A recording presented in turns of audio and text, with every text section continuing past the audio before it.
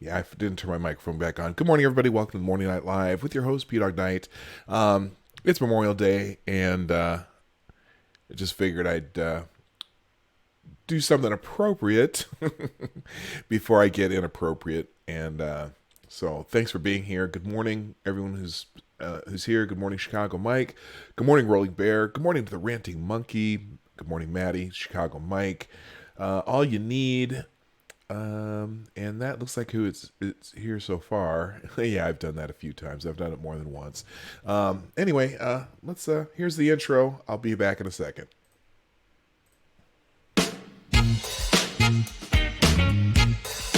Ladies and gentlemen, coming to you live from the Lucky Dog studio in a hidden location somewhere in the upper Midwest of the United States of America, it's a brother making his own way, but with all the wrong opinions. Welcome to the Morning Night Live with your host, yours truly, P.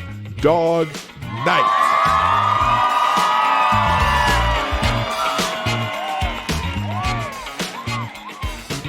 And stop the music. So we're back. Oh, I still have that up there. I gotta pull this Hangout thing out of here. So I'm going to read something before I get into just a few news items. This is a pretty famous poem, but and if it bores you, well, I'm sorry about that. It's just kind of my thing. And actually, it's a tribute from the New York Post, and I'll just throw it on the screen here. We happy few, the Post Memorial Day tribute. Memorial Day inspires mixed emotions, pride in the valor of those who gave their lives in the cause of freedom, sorrow that such self-sacrifice should have been necessary. Pride in past valor may be best expressed in the St. Crispin's Day speech from Henry V, Act 4, Scene 3, delivered by the young king on the eve of the Battle of Agincourt. St. Crispin's Day by William Shakespeare. Here, I'm going to have to bring it up a little bit bigger just so I don't miss any words. Here we go. If we are marked to die, we are now, to do our country's laws, and if to live, the fewer men, the greater share of honor. God will, I pray thee, wish not one man more. By Jove, I am not covetous for gold, nor care I who doth feed upon my cost.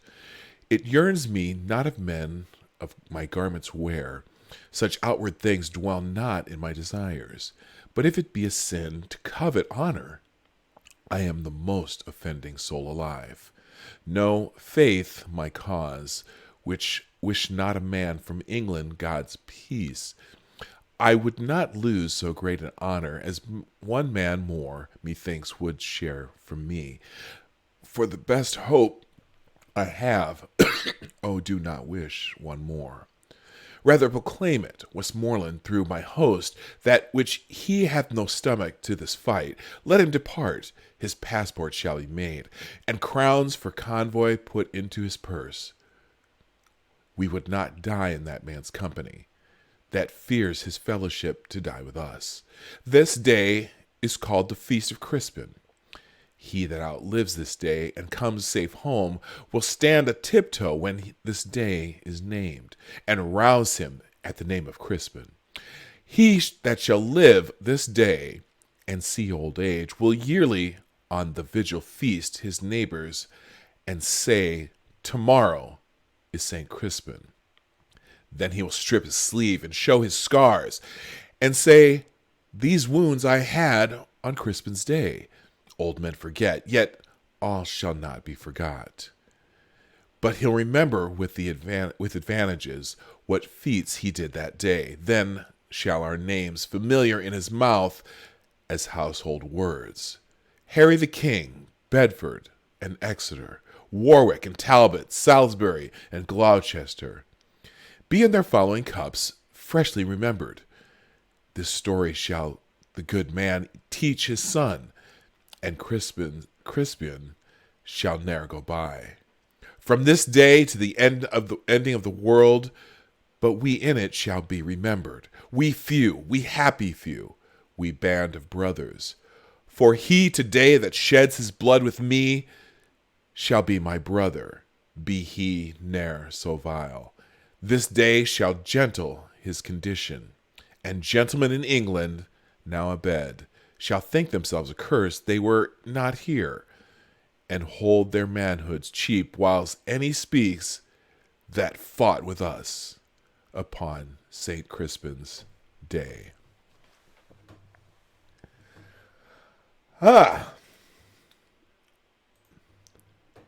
Makes you think, doesn't it? I mean, imagine just the numbers of people that have gone before us, made a sacrifice, often for us, but even sacrifice for the world.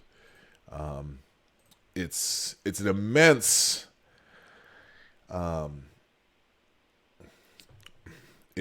feeling to think about that. It's just it's amazing. So anyway, so welcome to the Morning Night Live, everybody. It's Monday, and I really didn't I didn't plan this one out too well. It's Memorial Day weekend. Hey, by the way, my son is now a graduate of the University of St. Thomas. Excited about that. You know, we're you know what? It's a good day. You know what? Monkey, how are you awake for a while? I'm gonna open up actually, guys, here's what I'm gonna do. I'm gonna actually open up a chat today, or I'm gonna open up a window so that I can chat with a few people if anyone wants to come on. I know I'm Monkey, if you're on, I'm gonna put you I'm gonna send you a link real quick here, so just a second. As soon as I can find it. There we go. And let's open one of these and put it somewhere where I can see it. All right, give me 1 second here, guys. I'm just working on getting this right. Un momento, por favor. Let's see. Now, let's see if this pops up correctly. Not quite, but we'll fix that. And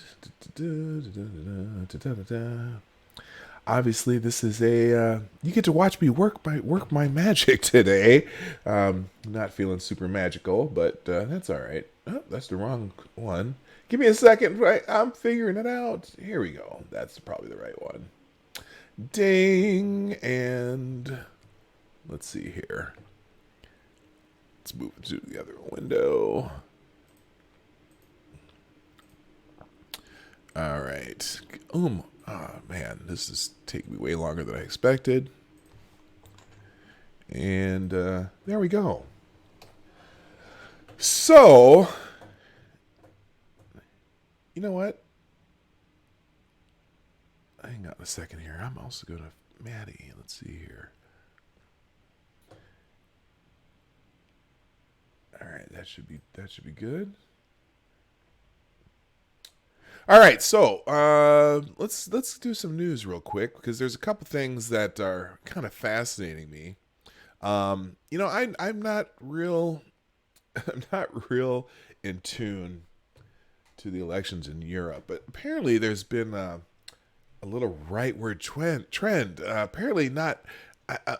There might be more than one type of Brexit thing going on here. By the way, I do have my morning coffee, the reparations coffee. Also, I'm gonna, you know what? I think it's time for let's change it up. We went from funk to jazz. How about if we stick with jazz today? Because I have no idea what's gonna play, because this music isn't even my music list. But it just never hurts to have a little background music. So here we go. And now this is smooth jazz, so you know.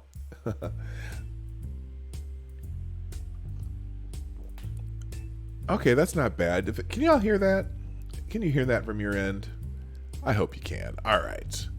So anyway, the European elections, all over the place. And so here's an interesting article from Human Events that I thought was appropriate, because I'm not completely in tune to European elections, but I know that there's a few people out there not happy about having that central government thing going on.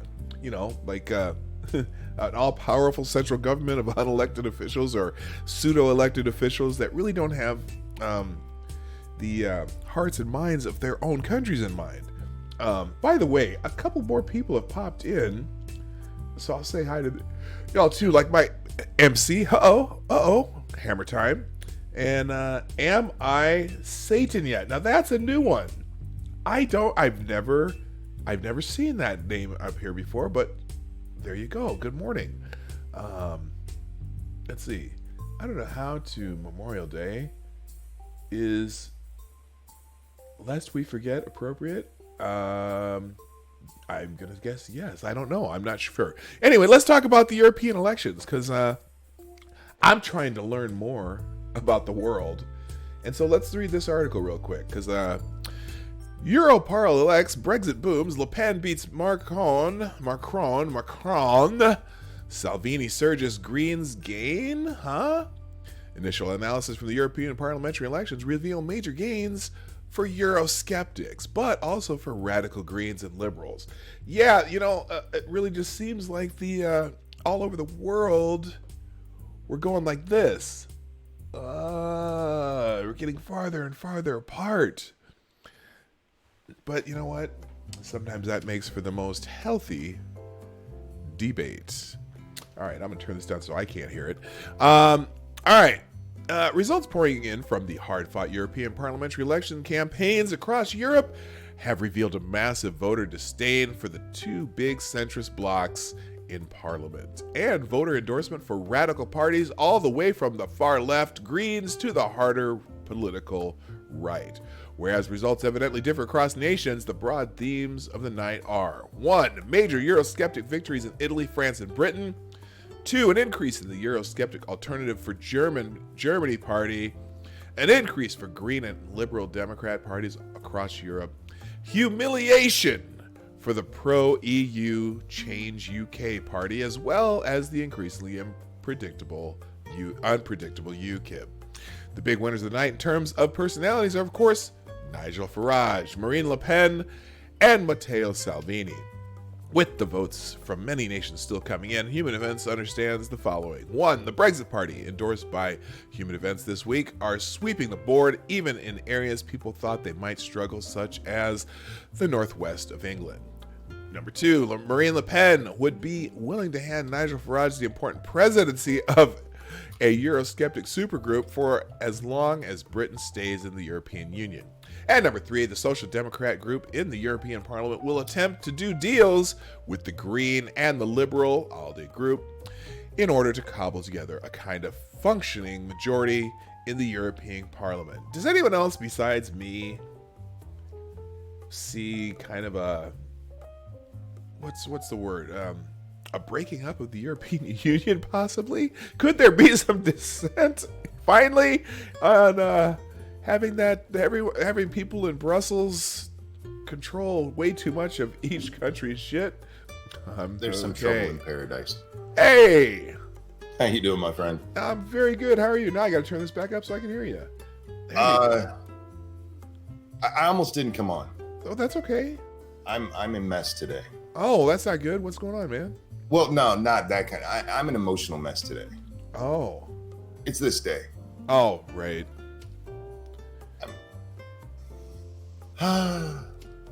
We have so many great holidays, things we celebrate. Right. This one's hard to celebrate. You know, that's one thing for me too. You don't know how to address the day, because people who say Happy Memorial Day, no. Memorial Day, nothing happy. It's not happy. It's grateful. Solemn remembrance. Yeah. Veterans Day, I love Veterans Day because I can go up to a veteran and shake their hand and say thank you. Right. You can't do that on Memorial Day. Right. You can thank their families and God if it doesn't get sadder than that. Right. But I gotta tell you, man, my heart is swelling with pride over on the Twitter. You go over there and you look at the Memorial Day stuff, and with the exception of a few, let's call them shitbags, right? The majority of you see flags and gravestones and thank yous. That beautiful eagle, man. Like America, fuck yeah. Yeah. You know what? One thing I Jake Tapper every year.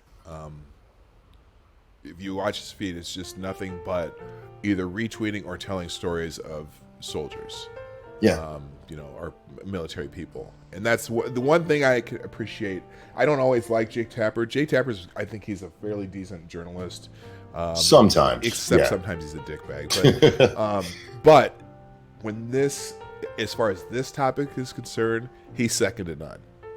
He is so good about telling people, just putting out people's stories, and that's all he does. No commentary, just what their story is, what happened to them, whether it's veterans or veterans soldiers who died in combat, he will tell their stories the entire day, and that's one thing I can appreciate. One thing with Memorial Day is sadly, we are a warlike nation. And whether you think the wars are justified or not, the simple fact of the matter is we've spent a lot of time at war. So every generation has the ability to say, yeah, my friend didn't come back. You know what I mean? Right. Where other countries, they just don't get into it as often as we do. And maybe because it's as often as we do that they don't have to. Right. But yeah, so even somebody as relatively young as me, my dad, man, like half his high school didn't come home. They all went off to Vietnam. Wow. Right? I mean, he was part of that generation, but my generation, I mean, the Gulf War, the second Gulf War here, one of my very good friends, I found out, never came home. And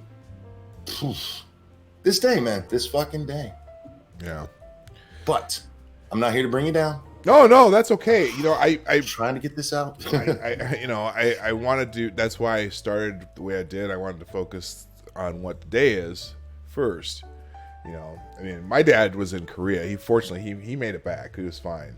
Cool. Yeah. But in Veterans Day, I usually throw up a picture on Twitter or somewhere about him because he was one of those combat medics. Like not the ones that were sitting in the MASH unit, but he was one of the guys who, out in the field, running up on the front lines, fixing people, pulling them off, getting them to the MASH units. Right. And he didn't tell a whole lot of stories about it, but he just said that, yeah, man, that's rough, man. It's a rough business. And, in certain cases you wonder, well, why were we even doing that? In some cases there's obvious why we were doing it. Yep. But in any case, someone who serves is, you have to have their hats off to them, and those families that make that sacrifice, especially, I love the St. Crispin's Day speech. I really do. And especially because Band of Brothers became I don't know if you've ever seen the series Band of Brothers. If you guys have not seen that, watch it. Oh my God. The book is supposedly better. Haven't read it. The one actually written by Winters, the guy who's a main focus of most of it. But that's where that term comes from. We Band of Brothers. And I love the speech, but there's a part in it, I do this for honor. That's I mean, they do it for country, which I suppose is honor. They're not doing it for money. You don't go into the military for money. Right. You're not doing it for fame. You're doing it because you believe in your country and you want to serve. And God damn, man, I had nothing but respect. Nothing. Yeah. Told you, man. If I didn't know better, I'd think I was on my period today. Oh, man. I keep scrolling through Twitter and I just start crying, man. Right. I don't mean to bring you down. You had already moved on, but no, God, that's okay. That's cool. I've actually flipped. I'm scrolling through just pictures on the Memorial Day thread on Twitter as we're talking. Some of it, man, is just it hits me. It hits me right in the fucking gut. Yeah. See, my dad was in Vietnam, and he served all the way up through the first Gulf War. He didn't go over there because Mom had already died, so he was stateside with us. Right. But he got to die peacefully in his bed. Yeah. And that's what Veterans Day is for. Memorial Day, guys. There's a lot of people out there who are confusing this with Veterans Day. Right. Please don't do that. Oh, like which was it? Was it Obama who did that? Oh, he said could have been. Many of those who are here with us today. Oh God, yes, he made that mistake, and he got shit for it. But I don't even. I can't kick it for that. But people make mistakes with it and stuff. But the reason I noticed it is because there's this idiot that I follow who is talking about how Trump is bashing veterans in Congress. Well, he didn't actually say that. He said they are veterans and he's bashing them. Like, it's Memorial Day, you moron. Nobody you should be thinking about on Memorial Day is serving in Congress right now, you idiot. Right. Veterans Day is for that. That's when you go up, you thank your veterans, you buy them a meal if you can, you tip your hat to them, you do whatever, thank them. These are the people you can't thank. These are the people who didn't come home to hear that thank you. The other thing I would do is like, if I see an old veteran on this day, I would say, hey, I'm glad you made it home. Yeah, there you go. That's my wife does that all the time. If she sees someone wearing a veteran hat, she'll buy their McDonald's or something. If they're in line, she'll just run up and buy the McDonald's for them and say thanks for making it home.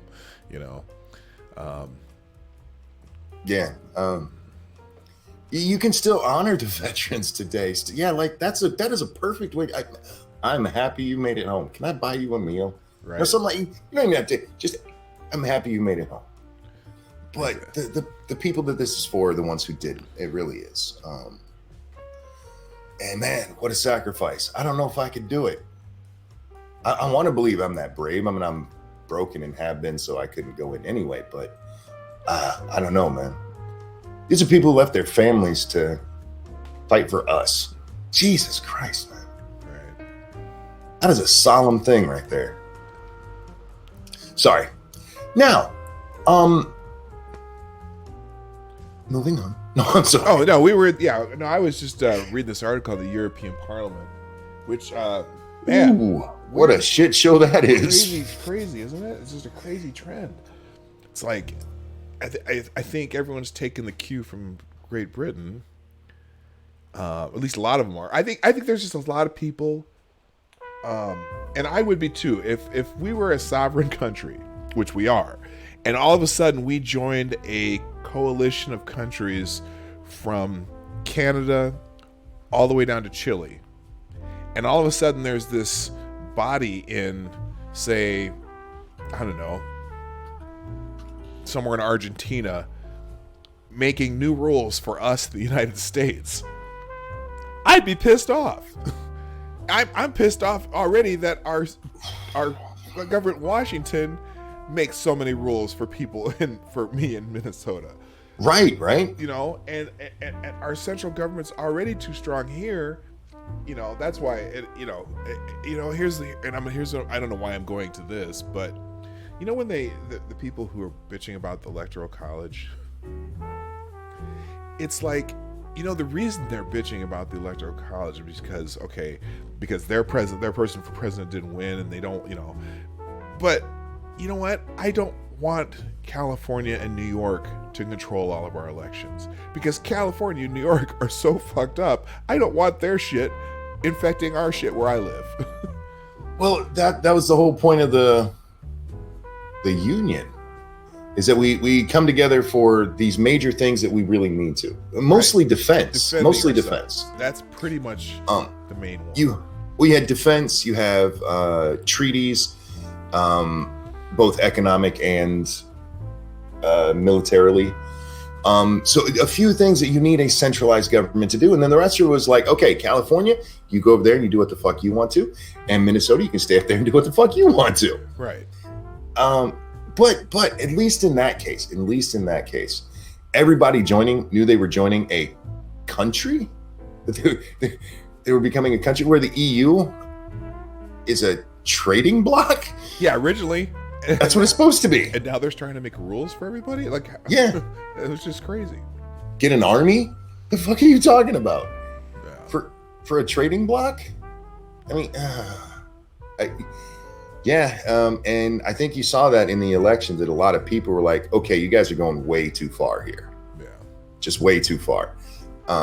We talked about this last night. For me, one of the things that I was like, Article 13, which is a copyright thing, guys, that was over in the UK or in the EU.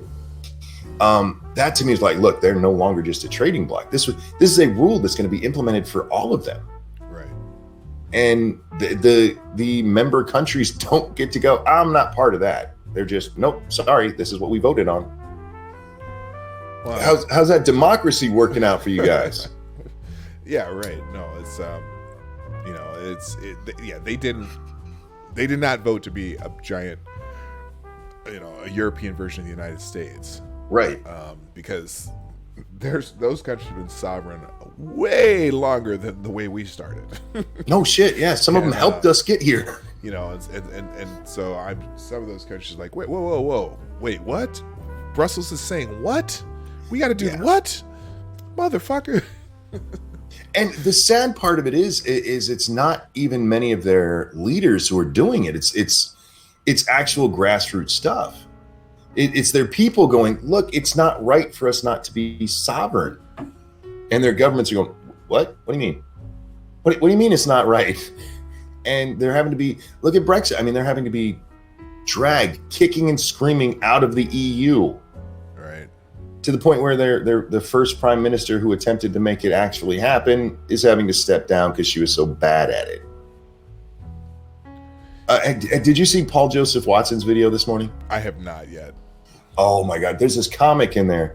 For those of you who don't really understand what's going on with Brexit, there's a clip. I'm not going to ruin it for you, but there's a comic in there who describes what happened with Theresa May perfectly. You'll know it when you see it. Watch Paul Joseph Watson's video from today. All right, I'll have to check that out. But yeah, it's such a shit show, and I can't believe how many. I understand the people, your ordinary man and woman who are like, I see some benefits to us staying in the EU. I don't understand your political leaders, the people who are supposed to be running your country going, yeah, give all our power to them over there. That is, to me, that's almost treasonous. I mean, it's a step away from treason. Can you imagine the president of the United States saying, yeah, we're going to let Canada make all our decisions for us? Oh, yeah, it's crazy. Yeah, and that's just it. I like I said, I have a problem with Washington. Right. Making all the decisions for, overriding state stuff. It's and again, my favorite example is California. Yeah. California's screwed. Now, imagine if let's say we did something like, let's say we got rid of the Electoral College in the Senate, for example. Yeah. Because that, basically Senate would be your only line of defense anymore. Yes. There's and because the candidates, all they'd have to do is they could, basically you could campaign in California, New York, Florida, Chicago. And imagine if we had to fix all of California's shit because California dominates our political process. California needs to fix their own shit. I don't want Washington fixing their shit. The truth of the matter is, we already do. California would be bankrupt if it wasn't for the federal government. Oh, that's true too. They get a ton of our money, y'all. It's the only reason they can afford water, which they have to. Because they stopped diverting water too. That's the.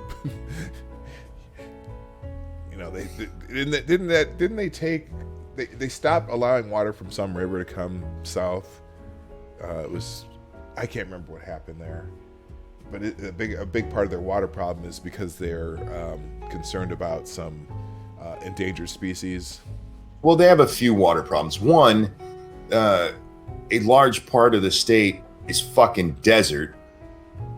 That's just true. Yeah. They have very limited water supplies, and yes, they have all of those damn environmental regulations. Fucking desert. And 3, they live next to a giant fucking ocean they refuse to get water from.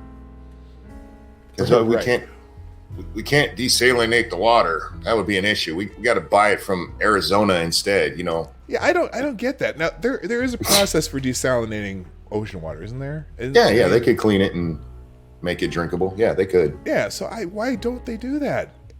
They don't want to. They don't want to ruin their coastlines and possibly have a problem with too much salt, because that's a problem. I don't know, because they're morons. It's better to let the feds pay for their water than for them to actually deal with the shit themselves. And that's just, I mean, that's what it boils down to, is they don't have to fix their problems, so why would they? Sorry, I'm just sending out a tweet here. No, you're fine, man. I realized, you know me. Did I tweet this out this morning? I thought I did, and it seems to be gone. So I'm just. You deleted it. Oh, I know why. Because it still has that Avenatti avatar. I don't know how to fix that. It puts the wrong avatar up there sometimes. So whatever. And that's why I deleted it. Or not. The thumbnail. For some reason. Oh, I see. Yeah, I see. It puts up the Avenatti from two shows ago. I don't know why it does that. I'll figure that out someday. No, I went to retweet that, and before I could, it said this has been deleted. Like, well, I tweeted it out for you. Oh, okay. Well, I just threw it back out there myself too. So let's get a little more local. I'm sure you might have talked about this. You obviously you follow the politics thing like I do. All the Trump wants to declassify a whole bunch of stuff, right? Yes. And isn't it funny how all of a sudden declassification equals obstruction? Yes. Here, let me go through. I'm going to read a quick article here from the American Spectator. It's kind of funny. Declassification and cognitive dissonance in the media. How the media stopped worrying and learned to love the CIA. When Nancy Pelosi decided to appease the impeachment hawks in her caucus by accusing President Trump of engaging in a cover-up, yes, a cover-up where he's declassifying shit, the media responded with an undisguised glee. The New York Times, for example, ran a story that essentially congratulated the House Speaker for publicly goading the man. Trump responded by giving them transparency, good and hard. He not only instructed the various intelligence agencies to assist Attorney General William Barr, with his inquiry into the inception of the Russia investigation, but gave Barr the authority to declassify related intelligence material. Oddly, the media have suddenly lost their enthusiasm for transparency. Now, Monkey, do you know why that is? No, why? Well, because the transparency might show them some things that might have been not kosher when they did them. Are you following me? No. Well, because the FBI did some shady shit. I'm going to go on in this article a little bit. Having already accused Barr of using his office to protect the president from consequences of his fictitious crimes, the media were not pleasantly surprised when Trump issued his May 23rd memorandum, giving Barr full authority to declassify, downgrade, or direct the declassification or downgrading of information or intelligence that relates to the Attorney General's review. That puts the various news outlets in a position whereby they were forced to object to Barr's all but inevitable declassification of documents relating to the Russia investigation, even as they accused him of participating in a cover-up. This required some fancy editorial footwork. Yeah, it's amazing how they just suddenly... here's the thing. They're going to declassify all the things surrounding the FISA warrants, around some of the memos that were sent back and forth between Brennan and Comey and all those guys. They're gonna make it transparent, and some of the stuff they don't want to hear. Well, it's not just that they don't want to hear it, because they're pretty sure they already know, because they've been told that there was nothing bad went on. They were told that. Well, right. Remember when Devin Nunes he wanted to declassify the report about the FISA warrant, the one where we learned, yes, they relied pretty heavily on the Steele dossier to get those FISA warrants.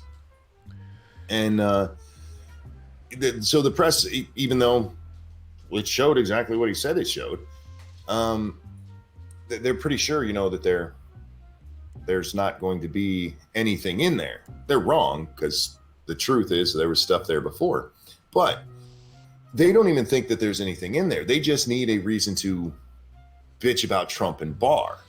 Right. And rather than just go, okay, he's doing what we want him to do in the other situation, so good on him. They're like, bad orange man's friend. I mean, it's absolutely asinine. Our fucking press, man. I can't remember. Am I allowed to drop the F-bombs here? Oh, I don't care. I'll do my best to keep it at a minimum. But our press, I don't know if you saw, and this is a slight change of topic. Did you see this tweet from this idiot that worked for Time Magazine? Or works for Time Magazine? Oh, which one? Ian Bremer. No, Ian Bremer yesterday tweeted out a fake. Oh, yeah. A fake quote from Trump. And when he was called out on it, he just kind of deleted it all and left it kind of silent until Donald Trump himself brought it up. And then suddenly he comes out and says, "No, man, I was just joking." That may show up in the, I don't know if that's in the trends today, but yeah, here's Ian Bremer's tweet right here, where he says, "My tweet yesterday about Trump's preferring Kim Jong-un to Biden as president was meant in jest. The president correctly quoted me as saying it was a completely ludicrous statement. I should have been clearer. My apologies." But the people were talking about that for, it's that one of those lies that go around the world in 12 seconds, and the truth doesn't come around for about another week. Well, the problem with it, it was in jest, and I should have been. What was it? I should have been clearer. Well, yeah, but after Anna Navarro was just all over that, retweeting the hell out of that, and all the usual suspects were just like, "Can you believe Trump did this? Orange man bad." The problem with him saying that is there was nothing that would indicate it was a joke. He said Donald Trump or President Trump, something like that, and then just the supposed quote. Well, here's the quote. Here it is. And remember, Ian Bremer, for those of you who don't know, he's a here's his Twitter bio: political scientist, officer, professor at NYU, columnist at Time, and then whatever. He's a blue checkmark journalist. Here's his tweet: President Trump in Tokyo, quote, "Kim Jong-un is smarter and would make a better president than sleepy Joe Biden." Let's see. Wait, stop there. Wait, before you, that's it, guys. There's nothing else. There's no smiley face. There's nothing. Okay, go ahead. And 11,000, 1,100 retweets, 1,800 likes, and then I want to find the one where I wonder if I can find the one where Navarro retweeted, because hers blew up like 20,000 retweets, and all these blue check marks that retweeted it. I don't think he's taken it down yet either. He's taken the original down. Oh, he has taken it down. Okay. Yes. I think this one has her. Yes, here's hers. God bless. It's loading in, so it's jumping all over the place because it's in a story. She quote tweeted that and said, "Don't shrug your shoulders. Don't get used to this insanity. The president of the United States praising a cruel dictator who violates human rights, threatens nuclear attack, oppresses his people, and kills political opponents is not freaking normal." Right. Yeah. And I'm looking at here. Let's see, Michael Tracy, Ian Bremer, 12,000 likes. And here's a good. Michael Tracy makes a good tweet about this too. Ian Bremer, described as a foreign affairs columnist and editor-at-large at Time, who therefore operates in some kind of quasi-journalistic capacity, tweeted out a completely fake Trump quote and then has the nerve to feign indignance about people criticizing him for this. Right? Yeah. How dare you judge me for that? Right. Yeah. I'm a journalist, damn it. Yeah, that was just some craziness, man. That was the one thing I didn't spend much time on the Twitter this weekend, but that was the one that stood out. Well, to link it back to what we were talking about, this is what the press wants. They're just orange man bad, period. It doesn't matter what they say. All it's about right now is just slandering him, getting him out of office. We saw Joy Behar explain this. She told us during the Covington thing when Whoopi Goldberg asked her, why are we so quick to believe this? And what did she say? Because we want him out of office. Yep, we want to find reasons to get rid of him. That's your press, guys. You know, and that's, you know, well, there's also, I saw an article too, there's a bunch of former CNN, you know how they have the on-call analysts and things like that. Oh yeah. And apparently, a bunch of the pro-Trump normal regular contributors on CNN had been basically told to take a walk. Yeah, where they don't want them on anymore. They are officially a anti-Trump network. Which although I think they still have Rick Santorum on occasionally, but he's even kind of wishy-washy, which I don't care. I don't care if you are for Trump or against Trump, but if you're a journalistic entity that's supposedly just telling you the truth, you should be able to hear different people's rationale for why they support or don't support somebody. But if you have nothing but people who are against one thing, and you're supposedly the one network that's neutral, then you're not doing your job. Well, here's what happened, because you have Fox News, which does lean right, guys, whether you want to believe that or not. They do. Oh, they absolutely do, especially in their commentary. Especially in their commentary. Now, when you talk about lean left or lean right, where you can see that in the news places, because I don't know how it is now, but I know a couple of years ago, Shepard Smith was actually voted the least biased news program on the air, right? By people who look at this stuff, and it was just the stories he covered. He actually just give you the news. Here's the news, and then move on. I know Shep has changed a little since. It's been a long time since I actually watched Fox News. But you have Fox on the right, and then MSNBC came in, and they're like, we're going to be a counter to Fox, which unfortunately in our politics, you have left and right. You have very few middle of the road. You just do. You have partisans on each side. We are a two-party system. Right. So CNN, they're like, oh, well, what do we do? And they're like, I know. Let's just say whatever stupid crap comes to mind. And they did that for a while. And then this election came, the 2016 election, and they threw their hat in full tilt for Hillary. And they got such an ass whipping when she lost that I think it just broke them. I really do. Yeah. And now we are the anti-Trump network. MSNBC, yes, they don't like Trump, but they don't like the right. So that the anti-Trump stuff becomes part of it, where CNN is just, we hate Trump. It's not we hate the right. We hate Trump. Well, and it's mostly seen, between Don Lemon, worst journalist of the year, and Cuomo, and the one place. Do you remember when Howard Kurtz, the show Reliable Sources? It's with Brian Stelter now. Oh God, yes. Did you ever watch when Howard Kurtz was the host of that? I haven't watched CNN with any regularity since Crossfire. Yeah, it's been a while. I mean, I just happen to see clips on YouTube, but Howard Kurtz, that show originally was a show that was critiquing how the media covered things. Oh yeah, it was a show about journalism.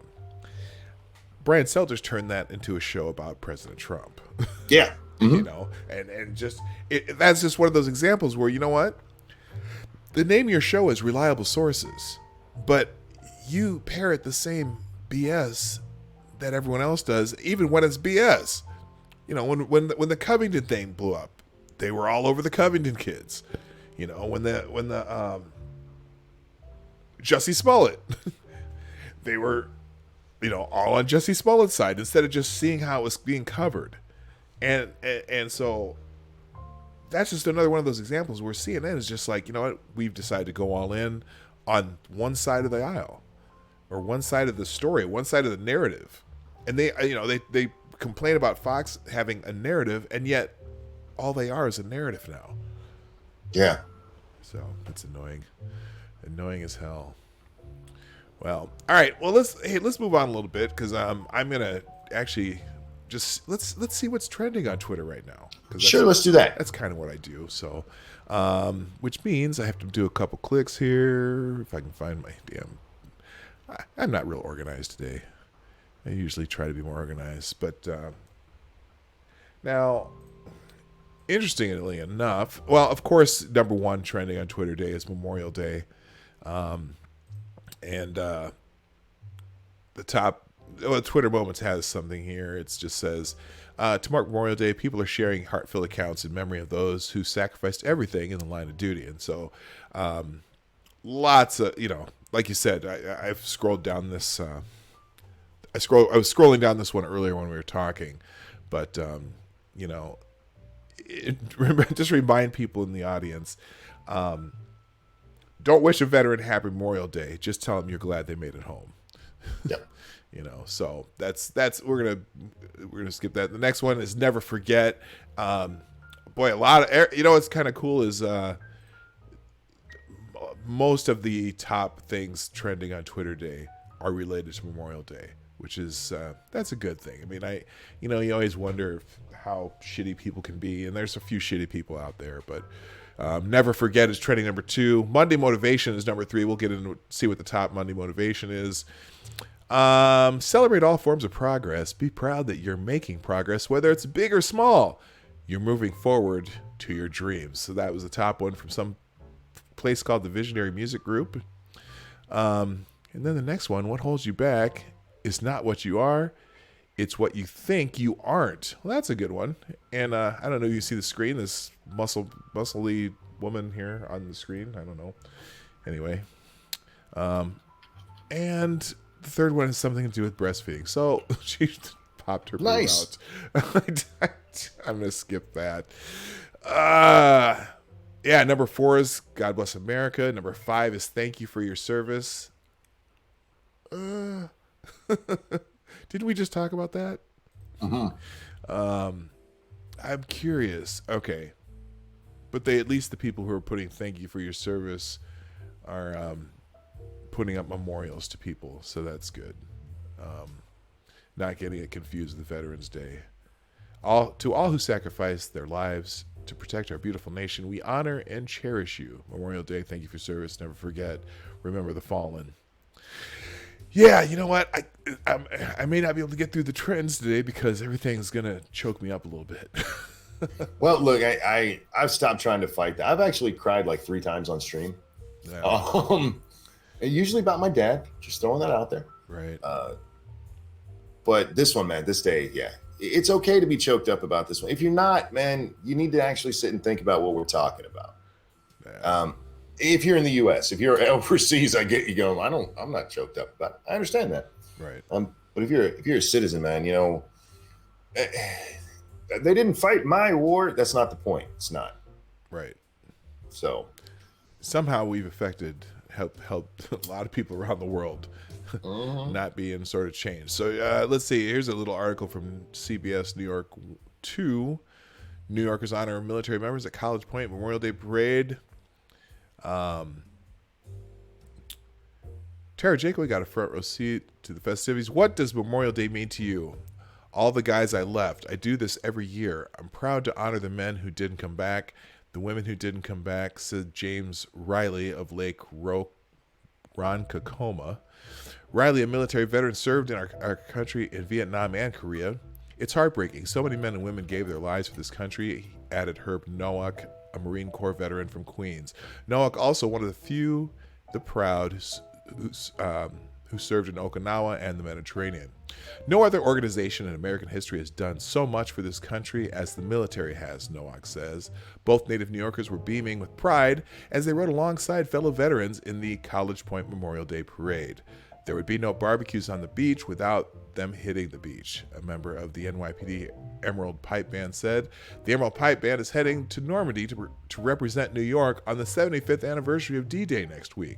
On Sunday, they serenaded marching military members from around the country. So it's just it was a huge Memorial Day out in New York. So that's kind of cool. Moving on in trends, number 8, Pokemon Direct. You know what? Every once in a while, a game thing trends on Twitter, and I'm just like, yeah, maybe not. I mean, I like games, but the Pokemon thing never did it for me. So we're skipping that one. I like Pokemon. Do you? Oh, I do. I first played Blue a long time ago. My children got me interested in it. I like role-playing games, and it's was it the card? Did you play the card version though? No.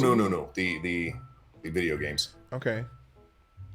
But yeah, I enjoy it. The last version I played, which was just Sun and Moon, those were crap. But the other ones, yeah, I love them. A lot of fun. Huh. Okay, cool. Well, it is. Let's see. Let's see what it says here. It says Nintendo in America says tune in on June 5th at 6 a.m. Pacific time for roughly 15 minutes of new information on Pokemon Sword Shield for Nintendo Switch on a live stream. So apparently they're bringing out some new stuff for Pokemon on June 5th. Or Pokemon. I said Pokemon, didn't I? Gosh, you did. I'm such a boomer. El Ghazi is trending number... Well, whatever this number is this something to do with soccer? If it's soccer. Anwar El Ghazi puts Aston Villa 1 up. No team has lost a Sky Bet Championship playoff final after winning at halftime since 1996 when Crystal Palace lost 2-1 to Leicester. If you know what that means, more power to you. If you know what that means, you probably don't live in the U.S. Right. Arlington National Cemetery is trending 10. We've been through that a little bit. Otter Pops. Do you know what an Otter Pop is, Monkey? Yes, indeed. We always got the off-brand Otter Pops, but I know what they are. I have never heard them called Otter Pops. That is a very specific brand name. Trending. What do you call these frozen tubes you eat during the summer? Now, we always called them Freezies. I usually call them Freezy Pops. Oh, okay, because my kids, we'd buy these by the case and have them in the freezer. Yes. And all the kids in the neighborhood, hey, you want a Freezy? Can we have a Freezy? You want a Freezy? What do you call these frozen tubes you eat? Okay, whether you call them Freezy Pops, Zooper Doopers, or Otter Pops, it would seem the love for these little tubes of delicious ice is universal. I love those things. I really like the Freezy Pops, or Freezies, or we call it, or Freezies, whatever. It's kind of, there's a picture of a fridge that's just full of them. 20 Zooper Doopers almost look quite sad and lonely. It's not a summer if your freezer doesn't look like this. I don't know if you can see that on my screen or on your screen. No, I don't have it open, but I know what they are. That's okay. But Little Butt loves them, man. And when she was little, we would cut them in half for her, and there was a way we could stick them in the freezer where they wouldn't fall over and stuff. And then she'd just go in when she was ready to have the other one. Oh, that's cool. But they're so much cheaper than popsicles, and they're a great little treat. Okay, there you go. The next thing is Death Stranding. This has got to be a game thing. Sony catching E3 spotlight without even attending. This is fascinating. Oh, okay. Death Stranding is a game, apparently. Have you ever heard of that one? No. I was like, why do I know that? It's because it's on my trending too. That's why. Yeah. I saw it just a little bit ago. It's a Kojima Productions game. Confirmed new Death Stranding trailer arrives on May 29th, which is in 2 days. So if you're familiar with the game Death Stranding, there you go. Kojima's bringing out a new trailer for the new one. Rachel Carlson, who's that? But before we move on. Yes. Can we just talk about how weird it is that we live in a society now where we celebrate commercials are coming out? I know.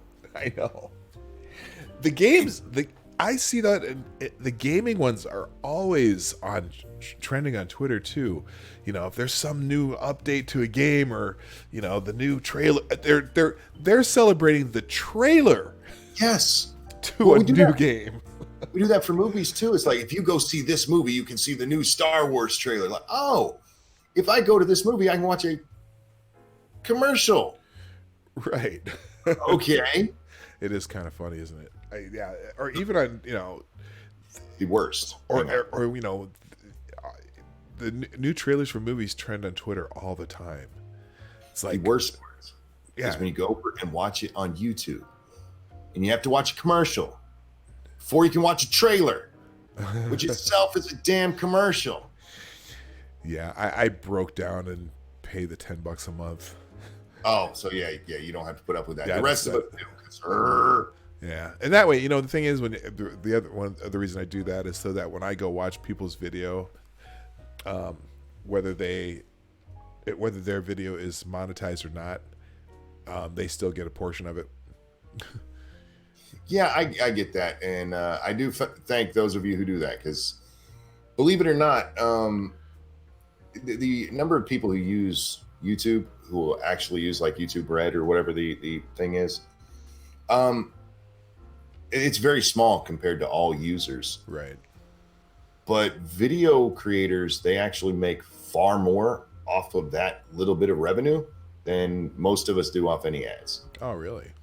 Yeah, mine is like 5 times as much at least. Oh, wow.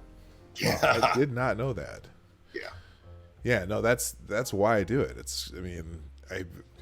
Plus no commercials is nice, because some of those you watch some videos and they'll have like 9 commercials, like in a long video, and they'll have 9 commercials in one video, and you're like, oh God, yes. Are you kidding me?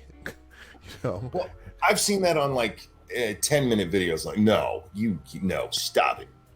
Bad. That's the kind of person you hit with a newspaper. No, stop it. Right. All right, let's move on. Someone named Rachel Carlson is trending. Now, I'm not familiar with her. Let's see. People honor Rachel Carlson's contribution to the global environmental movement on her birthday. I've never heard of her.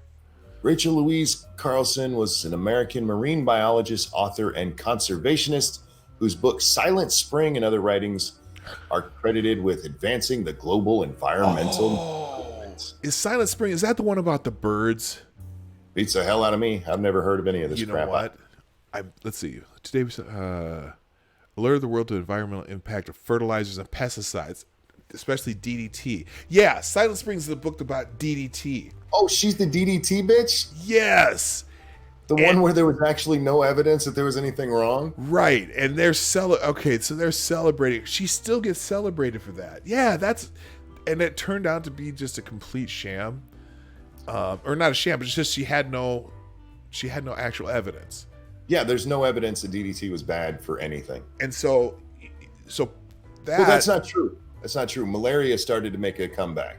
Right, that's what I'm saying. That she single-handedly, she's killed so many people because of that yes. book. Especially in Africa, because they were almost eradicating, certain forms of malaria in Africa, because they were killing off the mosquitoes, and that book made them stop using DDT, which was the most effective pesticide. Now, granted, there could have been some other effects that removing certain types of organisms from the planet probably could have fucked up some other shit, but yeah, that's her. Oh my gosh. Yeah, she was born 112 years ago today. Carlson was attacked by the chemical industry and government, who claimed she was exaggerating dangers. Of course, this is a feminist writing this. Read hysterical, emotional problem woman, but continue to speak truth to power. She also killed millions and millions of people from malaria. So there you go. I'm not celebrating her. All right. Yeah. Decoration Day? Is it wrong to say I'm glad she's dead? Well, she would have been 112 anyway. She'd be dead anyway. Look, there's a lot of good stuff about the environmental movement. We need a clean planet's a good thing. But when you freak out over nonsense like she did and actually end up getting people killed, fuck her. Right. Let's see here. Decoration Day, that's related to Memorial Day. I'll skip that one. Freeze Pops. Freeze Pops is trending twice? People are serious about their Freeze Pops, man. Oh, it's the beginning of summer, basically, man. I know, but still, it's trending two different places. What the hell are Otter Pops? I know them as Freeze Pops or Ice Pops. Yeah, I'd never heard Otter Pops before. That must, it's kind of like, you know what they call the drinking fountain in Wisconsin? No. A bubbler. A what? A bubbler. What the hell? I don't know. When I was in college, and first person who said something about the bubbler, I'm like, the what? What the hell are you talking about? And they pointed at the drinking fountain. Oh, a drinking fountain. Who calls it a bubbler? I love regional quirks like that. Some of them just confuse me. Well, because when it comes out, it kind of bubbles up. I mean, it kind of makes sense. Like the. I feel like you're giving them too much credit there. I feel like you're being their lawyer dog. Stop it. I'm just trying to be fair. Sebastian Kurz is trending because he and his cabinet have been toppled by the opposition parties in a vote of no confidence. That's Austria. See, there's another. I mean, there's some turmoil in European politics, man. Serious turmoil. Austrian Chancellor Sebastian Kurz loses vote of confidence in Parliament after coalition collapse over a secret video. Oh, I didn't hear about a secret video. I wonder what the secret video was.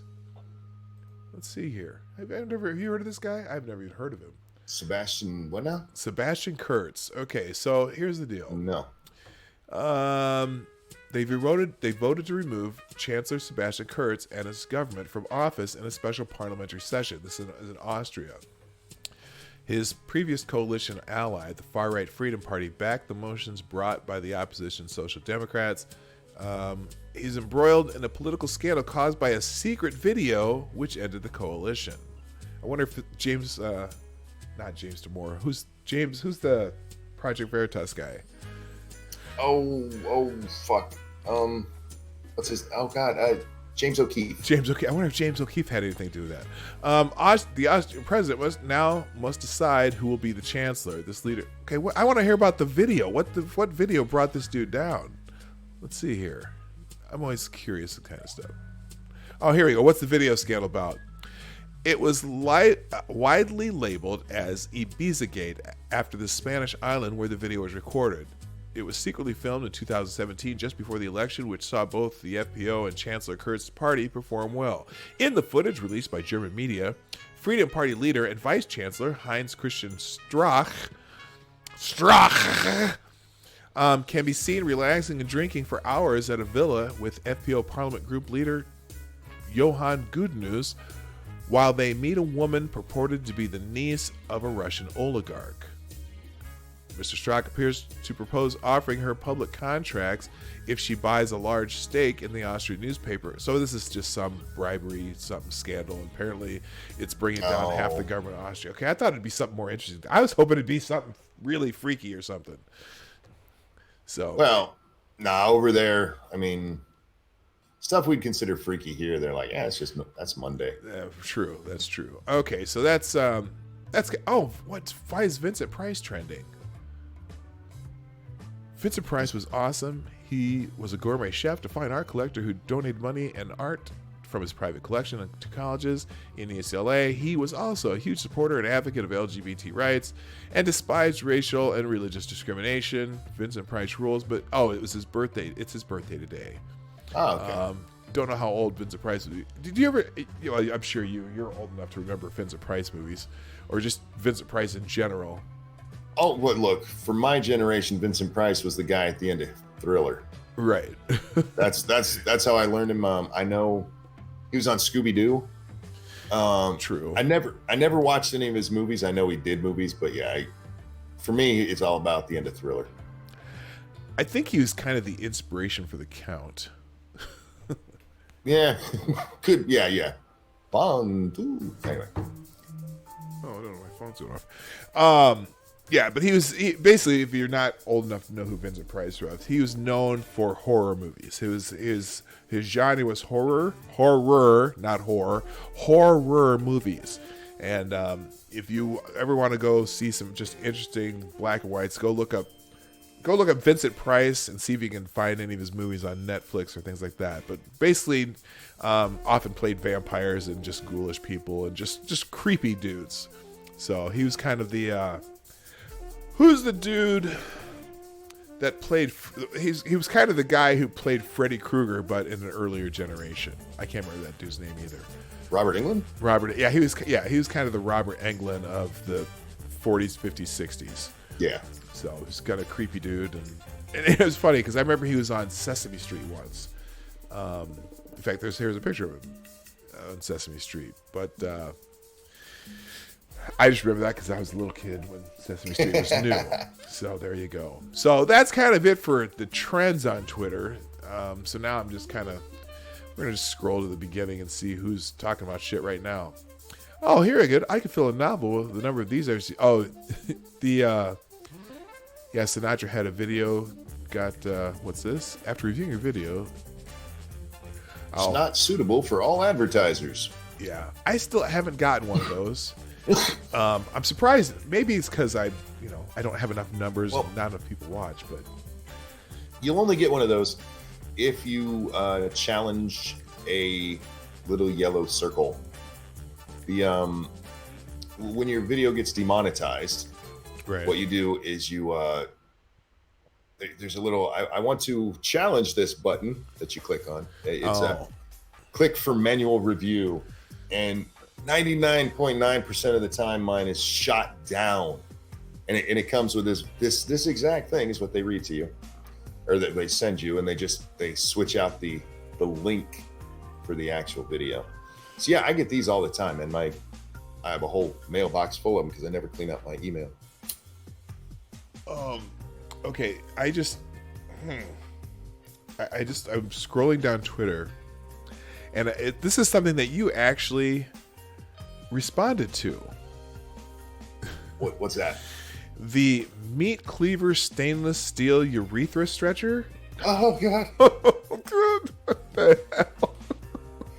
And let me explain something here. I was what the actual fuck is that? Every once in a while, I have to take that off my screen. Every once in a while, if I see a new face like something, I'm like, who's that? And I'll go click on their thing, and I'll scroll through their feed for a moment. And this was somebody I didn't recognize the face, so I'm scrolling through, and they're like, wait, what the does that say? What? And yeah, my comment was, why does this exist? Oh man. Now, yeah, apparently it's a real thing, and there's actually a description that it's yeah. Yeah, I had to take it off the screen. It's gone. I had to take it away. Let me just read you the opening line of their description. Okay. This exquisitely excruciating piece will spread you open and leave you completely at their mercy. That is not a sentence I ever once said about my pee hole. Yeah, no, I'll pass. I will definitely pass on that. Oh my god. Oh man. Okay, someone else. Apparently Sebastian Kurz is a big deal. I don't know why. A lot of people are talking about it on Twitter. I'm not following anybody who's talking about him.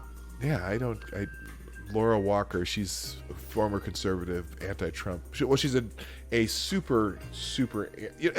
I get a kick out of some of these people that, some of these people who I follow that used to be so staunchly conservative, but they're so anti-Trump that they often promote people who they would have never even thought of promoting. Like this Laura Walker sometimes will promote Bernie Sanders or Joe Biden. She still has conservative in her bio, but she hates Trump so much that she can't. Nothing Trump does is right. She can't give Trump credit for anything. Which I was kind of never Trump during that election. I was never both of them. I thought they were both shitheads. But, you know, I mean, Trump's grown on me quite a bit in some ways. I don't know. Well, I understand the Ben Shapiro way of thinking about him, because Shapiro's not a Trump guy. Right. But he'll also admit Trump has done good things. And that's where I'm at. It's like, yeah, he's okay. I'll go ahead with that thought. So, I mean, being never anybody is just wrong, especially if they're already elected. Because even whether you liked Obama or not, you can't say the man never did anything right. Whether you liked any of our presidents, all of them had good and bad. What I've seen with some of the conservatives, because Amy Siskin, she's a crazy anti-Trumper. She used to be a conservative, and now she is full-blown SJW feminist because of hatred of Trump. Right. Like, how do you give up your values? If you didn't like Trump because he wasn't the right kind of conservative, how do you go, well, screw conservatism, I'm going full bore the other way? That makes no sense. She's the opposite of Candace Owens. She is.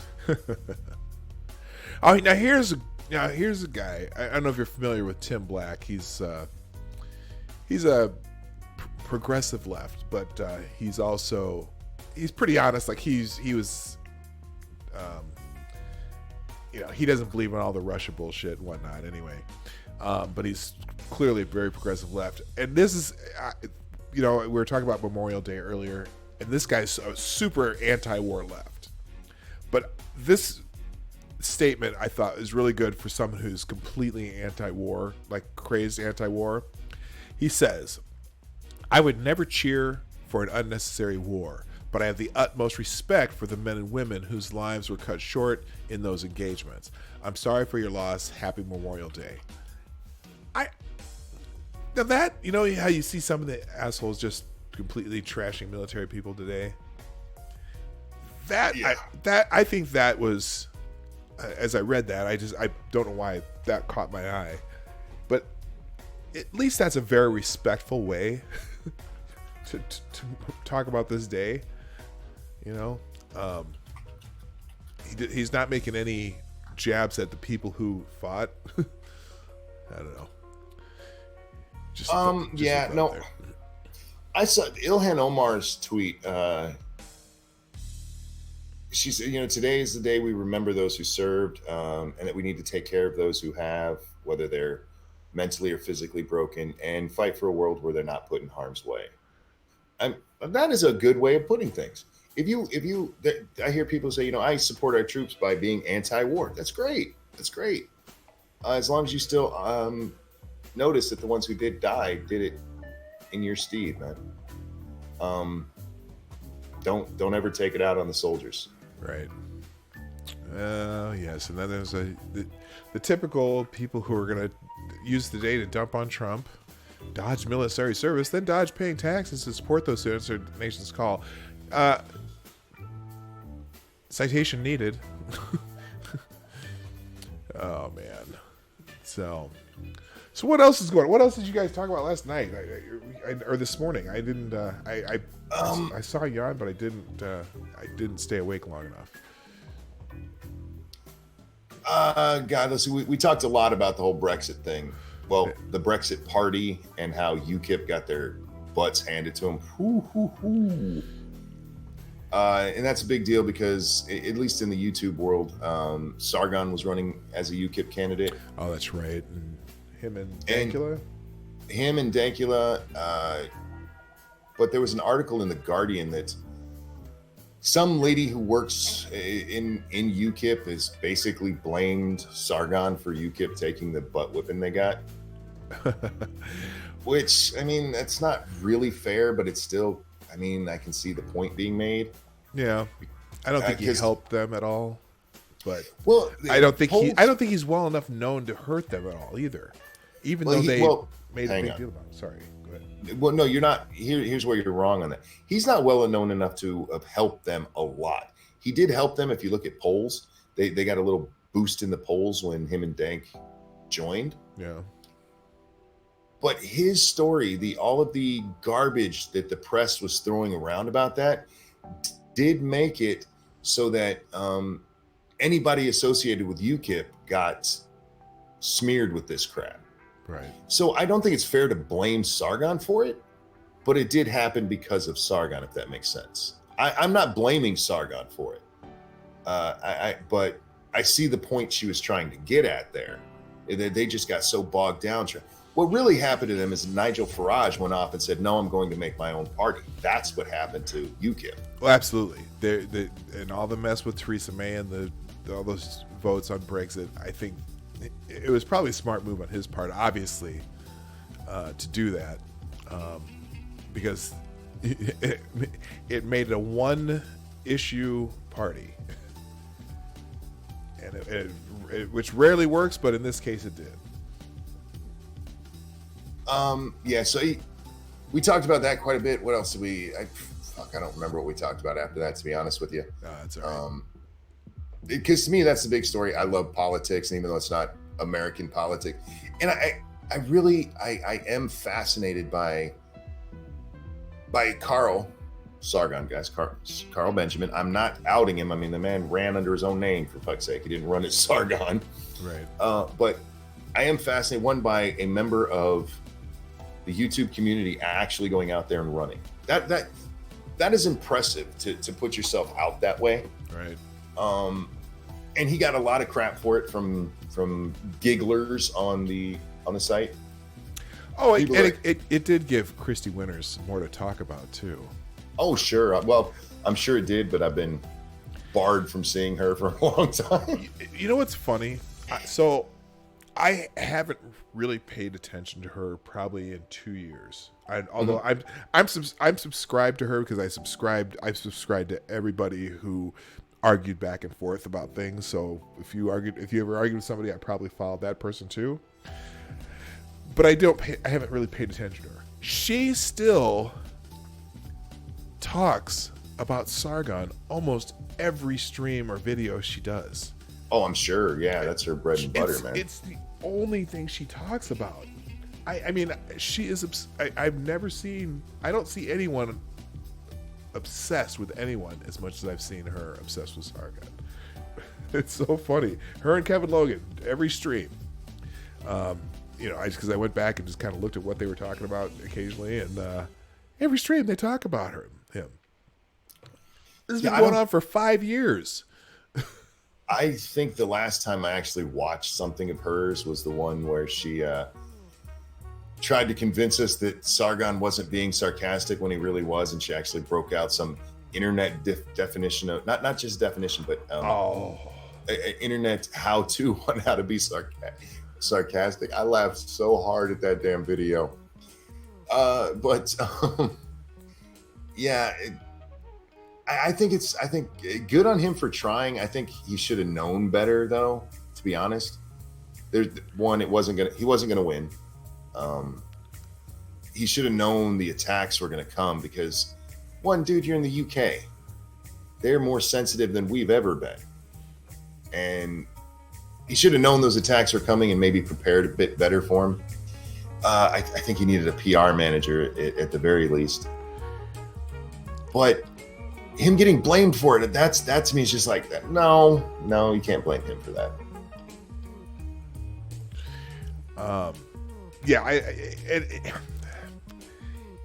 His answers weren't political enough to some of those things, and I think that works when you have a fan base that understands your whole spiel. Mm-hmm. But he's got to understand that even if you have 1 million followers on YouTube,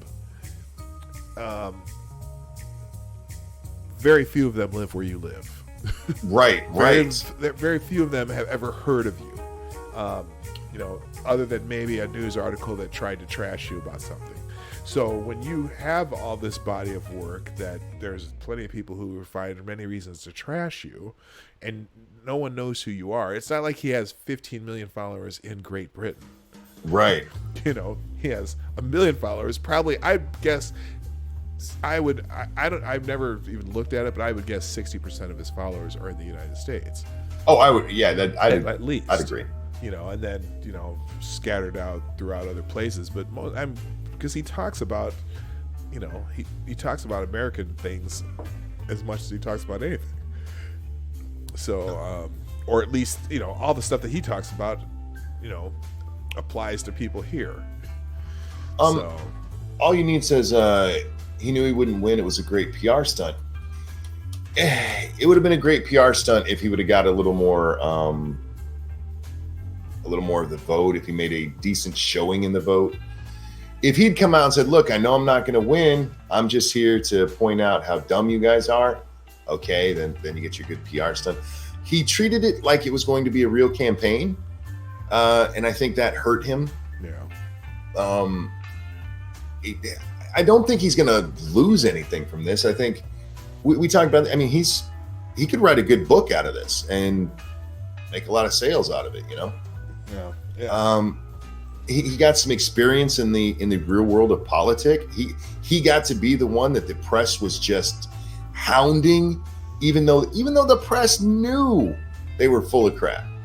They knew they were full of crap. They actually went up there and they tried to paint him as the rape candidate for saying he wouldn't rape someone. I mean, how do you even do that as a journalist? Right. I mean, and they try to treat that so serious when it's a very poor taste joke. Yeah. But it's a joke. It's in poor taste. Yes, it's in poor taste. But them trying to treat it so seriously was just stupid. I don't know. So. I'm also very intrigued by what'll happen in Britain because and I know British politics doesn't excite American audiences like our politics do, but it's really interesting to watch because Brexit is coming up. They're supposed to have a be-all end-all deal by October 29th, I think it is. And if they don't, Nigel has built up this giant Brexit party that in some areas in the MEP election that just happened did better than their big political parties over there, the Labour and Labour and Tories. So it'll be interesting to see what happens there. It'll be interesting to see because we're getting a new PM over there, a new prime minister. If that prime minister looks at what just happened in the European election and goes, ooh, we better get on this because our people are getting upset. Well, yeah, no, it's huge for that particular aspect of they got to be sweating balls because, oh my God, look what just happened. Yeah. There's a lot to take from this. Man, it's an interesting political thing that happened last night. So I'm interested. This is the kind of crap I'm interested in, the political aspect of it. And that to me was the big story last night. I'm sure we talked about other stuff. I just can't remember what. What the hell? Oh, we talked about Memorial Day a little bit at the beginning. I knew I'd cry if I did it, so I said what I needed to say and then moved on. Right. Told stories about Little Butt because she was up this weekend. Oh, my granddaughter, man. I love that little one. And then my other granddaughter. Okay, look, my littlest granddaughter, she loves me. Yeah. She loves me like she loves no one else. I haven't heard a nickname for her yet, though. I call her Pumpkin. She was born on Halloween. Oh, okay. Oh, cute. That's my little Pumpkin. Okay. Yeah. So I go upstairs, and no matter who has her, she's like, Grandpa, she reaches for me. Oh. She actually said Grandpa the first. She was about 3 months old when the word Grandpa came out of her mouth. That child can't say any other thing. She can say Grandpa. She's only said it once. She can say I love you because I say I love you to her all the time. And she now can say Mommy and Daddy. But she said Grandpa first, and the whole house was there to hear it, so they can't even deny it. But she loves me. And if I walk in the room, she immediately, her arms go up because she wants to come to me. But with Little Butt here, she didn't pay any attention to me at all. She just stared at Little Butt the whole time. She is fascinated by her slightly older cousin. Yeah. But yeah, so I had a good weekend with them. I fell down the stairs again. Oh no. Yeah, from the top this time, dude. I've only done that one other time. Yeah, the whole way down. It's a good thing I'm on a lot of things that make it so I can't feel my body, because I'm sure I'm bruised to fuck right now. Right. Luckily, I didn't break anything, but made for a rough day yesterday. Everything's getting back to where I can feel it normal again. But is that a good thing? Yeah, well, yeah, for me it is. I don't have to feel it. But I got yelled at by my wife for not scooting down on my butt, because she insists that's how I go down the stairs. Oh, that's right, because you can't really feel your legs, and so that's how you miss shit. Well, I can feel them, but every so often, what happened? There's two things that happen. Either part of my leg just ghosts on me. I'll go to step and there's nothing there. Yeah. Or I'll go to step and I get such a sharp pain. It's one of those hold your breath kind of pains, and yeah, my body's just like shit. There we go. But yeah, so that happened. What else happened? Trying to give you some. I'm catching you up on my life. We haven't talked in like a day. Your son graduated. Yeah, man. So his graduation, there were 1,400 undergrads that graduated in his ceremony, which I thought we were going to be there for 4 or 5 hours. But actually it was first of all, it was a gorgeous day. They did it outside in the football stadium. And there had to be 10, 12,000 people there. And from the start to finish, it was done in 2.5 hours. I was amazed. But because part of it was, I think they told all the speakers to keep their speeches short, which was great. And none of them got real political, which I was pleased about. There's a few little phrases here and there which I rolled my eyes at, but for the most part, it was a really nice graduation. He's done, and he starts his new job July 2nd, so we're going to be cool doing some traveling. We're going to go drive the Pacific Coast Highway from Portland to San Diego over a 2-week period, and then drive to Vegas for him. He has some friends meeting him out there in Vegas. But yeah, we're excited for that, man. That's awesome. But yeah, no, he graduated with honors and had a job started that he got in December, and we're good to go. That's our last kid out of the house. Although I think he's going to live with us at least a few months to start until he finds a place. So anyway, so that's, well, this is kind of my wind up time. And I saved one article for last. It's a little bit long, but it's about the day. Good morning. By the way, people who've popped in since I started, say hi to Johnny Hellcat, Brian Mullins, Maniac Man, Functional, Jaeger Pony. There's a bunch of people that weren't here when I started. Necro's here. Good morning. Piccolo, great to see you here. We're gonna finish out. I think that's kind of. Let's see. I got most of the people who came in. Lord Rothschild, I see up there too. Good morning. Thanks for stopping in. We're gonna finish today. Just doing an article. It's a little bit long, but I thought it was kind of appropriate since it is Memorial Day. And this is just from. I'm not even sure what this is from, but it's called "Remember the Fallen and Their Cause." Memorial Day pays tribute to those who gave their lives for their country, but we should know more about why. And so I think this is an appropriate way to finish it today. It's easy to think of Memorial Day as just another patriotic summer holiday. Along with Independence Day, Memorial Day is a reason to fly the flag, fire up the grill, and remember those who have fought for our country. But unlike Veterans Day, which honors all those who have worn the uniform, Memorial Day pays tribute specifically to the fallen. That is an important distinction, but there's another distinction that Memorial Day doesn't make: the reason our soldiers died. Memorial Day honors the sacrifice, in other words, but not the causes that inspired people to die for their country.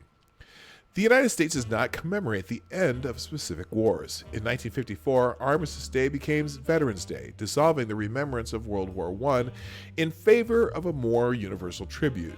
VE Day, which marks the defeat of the Nazis in World War II, has never been a federal holiday. Over 70 years later, World War II's milestones remains uncelebrated in this country. Well, mostly uncelebrated. Rhode Island commemorates the end of World War II, but it is the only state that still does so. On August 14, 1945, known as VJ Day, President Harry Truman announced that the Japanese had surrendered, bringing years of brutal warfare to a close. Speaking from the White House, Truman said, "This is the day we have been waiting for since Pearl Harbor. This is the day when fascism finally dies, as we already knew it would." Celebrations broke out across the country, including an impromptu parade in Times Square that gave birth to the iconic photo of a sailor kissing a nurse. In March 1948, Rhode Island's General Assembly passed a bill making Victory Day a state holiday, a rarity even then. By 1955, Rhode Island and Arkansas were the only two states that officially celebrated the war's conclusion. In 1975, Arkansas gave Victory Day the boot, leaving the Ocean State on its own, with the exception of annual parades in Seymour, Indiana, and Moosup, Connecticut. During the 1990s, Rhode Islanders themselves began to balk at Victory Day. Despite the state's best efforts, many old-timers still call it VJ Day, while on the other side, activists objected to a holiday that they believed glorified the subjugation of another nation, of course. As the debate played out, John Elnida, a Rhode Island resident who joined the Naval Reserves in 1941, offered a simple defense of the embattled holiday. "I do support Victory Day because I believe in liberty, and I believe that everybody should be free." Much like Truman's victory speech, Elnida's comments highlighted the virtue of celebrating the end of World War II. It's not to revel in the defeat of a country or its people, but to celebrate the triumph of freedom over its political enemies. When Rhode Island celebrates the 71st annual Victory Day later this year, it shouldn't be alone. Now more than ever, America ought to commemorate what took place in 1945. Of the 16 million Americans who fought in World War II, just under 500,000 remained alive in 2018. World War II veterans are dying at the rate of 350 per day. The last surviving World War II vet will likely die sometime in 2044. Before that happens, we owe these soldiers a display of national gratitude. But a holiday commemorating World War II will be even more important when they're gone. Tomorrow's children will be born into a country that has forgotten the legacy of war, and not just because those who fought it are no longer with us. The idea of the greatest generation has gone from honorific to punchline. Today, we're quick to criticize America's wartime decisions, whether the firebombing of Dresden or the decision to drop atomic bombs on Hiroshima and Nagasaki. Even the photo of the sailor and nurse, once the jubilant symbol of a triumphant nation, is viewed by some as a depiction of sexual assault. National forgetting doesn't bode well for the future. Today, too many Americans deride any opposing viewpoint as beyond the pale. Political opponents are casually smeared as Nazis. We fail to take seriously the evils of 20th century fascism, in part because we no longer acknowledge the moral rectitude of the Allies. We're less equipped now to defeat fascism in its resurgent cultural manifestations. Those living in the Eastern Europe countries that bore the brunt of Hitler's murderous campaign understand this well. Their countries still mark the end of World War II with pageantry and parades. Nothing less than the fate of the world hung in the balance during those 6 long years. Had things gone the other way, humanity would have taken an unimaginably dark turn. That is well worth celebrating now and forever. And so that's how we're finishing today, folks. Just remember that today is a day that we mourn and celebrate those who we've lost. And again, I would say if you see a veteran today, tell them thanks for making it home. That's it for the Morning Night Live, people. Just so you know, we're here Monday through Friday, 10 a.m. Eastern, 9 o'clock Central, 2 p.m. GMT. And that's for those people who don't live in the United States. And Don't forget to share this video. If you haven't hit the like button, hit it on the way out. And we do take donations, and we do super chats through the Streamlabs link, whether we're on the air or not. So thank you again.